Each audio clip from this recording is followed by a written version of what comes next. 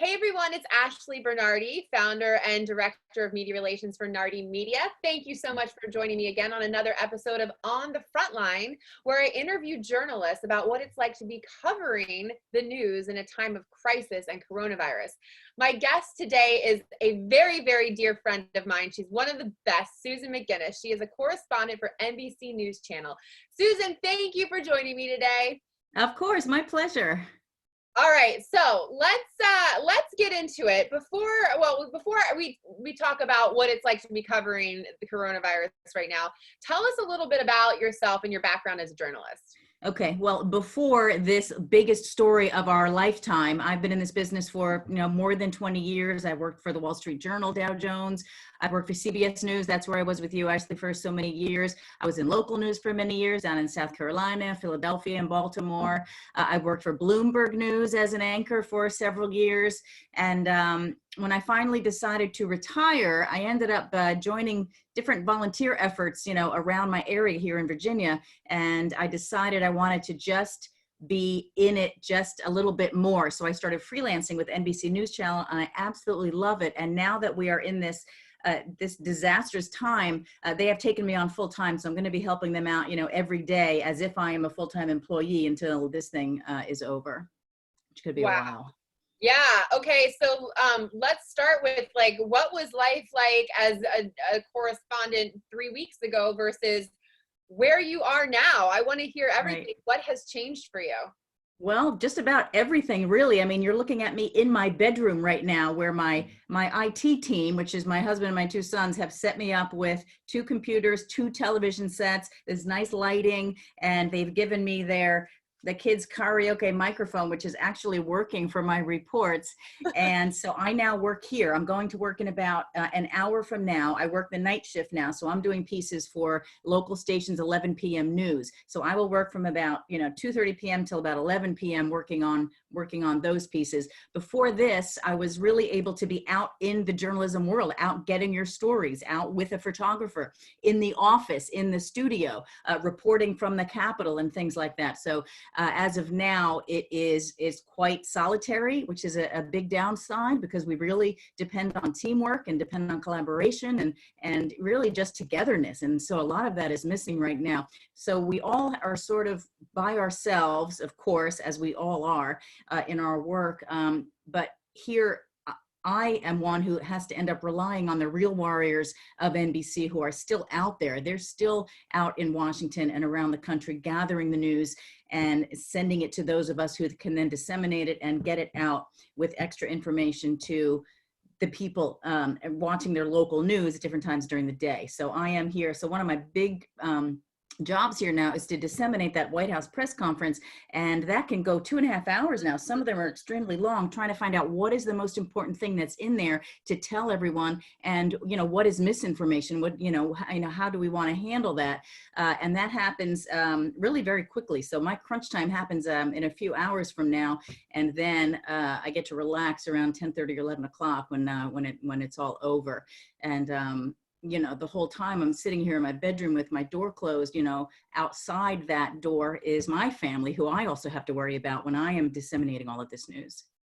Wow. Okay. So day-to-day coverage right now, tell me a little bit. So you said you're covering basically the White House press conference and dissecting the most important information about that. Tell me a little bit about that and what it's been like. Right. So my job is to do the coronavirus sort of White House kind of piece every day. I mean, that can change. Some days it's an overall national coronavirus piece where I'm doing the numbers and the front lines of the war and the healthcare workers desperate for equipment and all that. Other times I'm doing the White House response and, criticism of what the White House is doing, what the White House is not doing, things like that. A lot of it comes from this press conference and all of the different experts they have on. And, why do they have Jared Kushner on one day and William Barr the next day? And, are they, so our job is to disseminate all of that and get it into a format that everybody can absorb and understand the news of the day.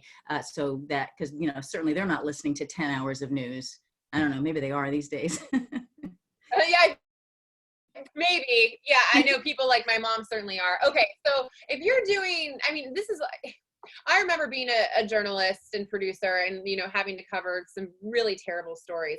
for you, you were covering this every day in, day out. Is it wearing on you? Is it anxiety inducing? And to that, like, what are you doing to take care of yourself? Because I know it's hard to cover. Right. I mean, typically you're covering a disaster or some unbelievably horrible news that's happening elsewhere. You are covering, I've covered a million hurricanes and tornadoes and other kinds of disaster zones where you're going in, you're reporting on, people in distress. And this is completely different from that. This is the kind of story where every single American, every single person around the globe is in distress. And the anxiety, the anxiety goes past doing the news into my own family, into my own house. And so it all kind of weaves together. So, I mean, I think every single American is in high anxiety right now. For me, it's like a pendulum. It goes up and down. And I know from talking to you on a daily basis that the anxiety is sometimes a little bit too much to take, because we've got the stories to do and we have to deal with our own families and make, wondering, is everybody outside my bedroom door being careful? We do have to send somebody outside every now and then, but as far as the coverage, it's quite different, because I'm stuck in here trying to do the news without being out there in the story. Right. It's so different. So much has changed. That leads me to my next question. How do you think this global crisis that we're dealing with right now is changing the way, I mean, it's changing everything, and I think it's going to change it forever. But for you, I'm curious about how you think it's going to change journalism forever, or at least for the long term. The first thing that jumped into my head is, we are making it happen, even though everybody's at home. And I'm starting to wonder, if they save so much money and resources by having us all work at home, maybe some of that will change, and we don't all have to have the expense of being out in the field. We're also learning better how to do news remotely, and we have these little, suitcase size things called live views, and we can take them out into the field ourselves. And, you can do live news with a briefcase size equipment.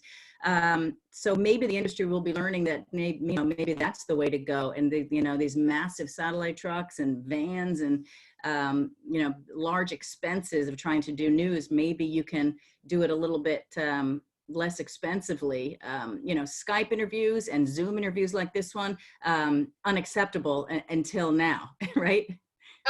Absolutely. We would never ever take a Skype or Zoom interview, but now every single station around the country, national and local TV, are taking them, which is, very innovative. And for me, I think finally, like, I know that having a guest in person, nothing can compare to that, because you have that authentic engagement. But in this time, we need guests, you need sources, you need experts to interview on camera. And so it's so needed right now. Right, definitely. And we're able to get it this way. And thank goodness we have so many people, even people with the COVID virus in their bodies, are getting on camera and telling us what it's like. It's incredible. And it's no small issue that, I have a really crappy bookcase back here, but we're getting a lot of really good decorating tips from like the big anchors who have really nice homes. And that one behind you is gorgeous. That's something too. Yeah, it is nice to see their homes. All right, awesome, Susan. Well, thank you so much for joining me and just taking some time before your busy workday to share a little bit about what your life is like. And for everyone listening to On the Front Line, thank you so much. Susan McGinnis, thank you for joining me today. I appreciate it. All right, thanks for having me. All right, thanks.